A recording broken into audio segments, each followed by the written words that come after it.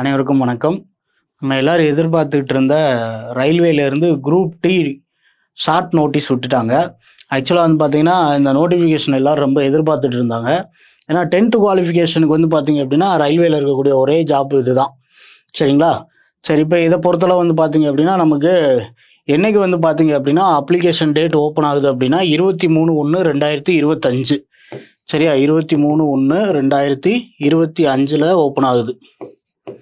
சரி, அடுத்து closing date வந்து பார்த்தீங்க அப்படின்னா 22/2/2025.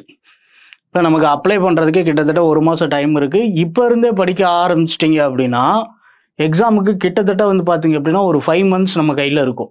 இப்போ தெளிவாக ப்ரிப்பேர் பண்ணி அழகாக கிராக் பண்ணிட்டு போயிடலாம்.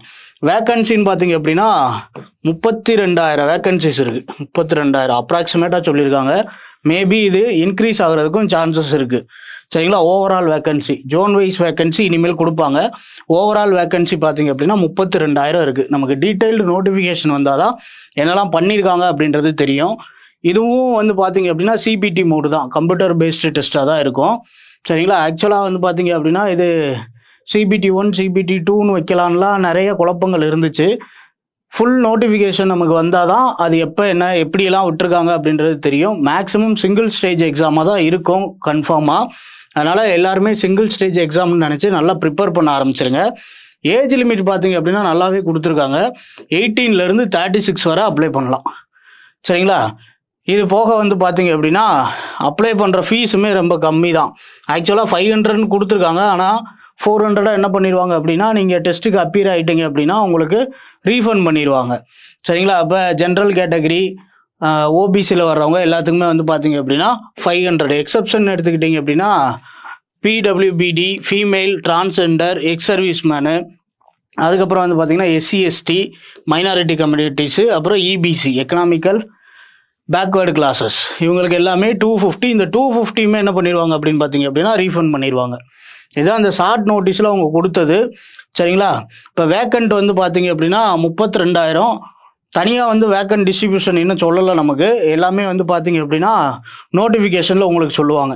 இப்போ இந்த எக்ஸாமை பொறுத்தளவு வந்து பார்த்தீங்க அப்படின்னா வந்த நாளே அப்ளை பண்ணிடுங்க. ஏன்னா ஆல் ஓவர் இந்தியா எல்லாரும் அப்ளை பண்ணுவாங்க தான்.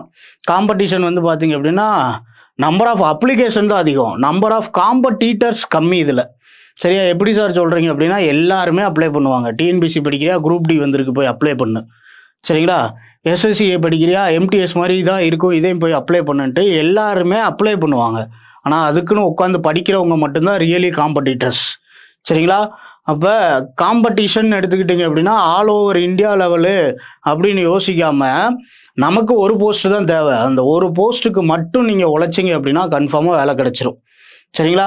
என்னென்ன எலிஜிபிலிட்டி கிரைட்டேரியா மற்றது எல்லாமே டீட்டெயில்டு நோட்டிஃபிகேஷன் வந்த பிறகு தெரியும். நீங்கள் இப்போ இருந்தே ஸ்டார்ட் பண்ணிடுங்க உங்களோட ப்ரிப்பரேஷனை. நோட்டிஃபிகேஷன் வரட்டும் பார்த்துக்கிறலாம் அப்படின்லாம் இருக்காதீங்க.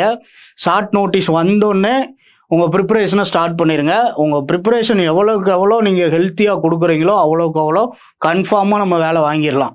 சரிங்களா?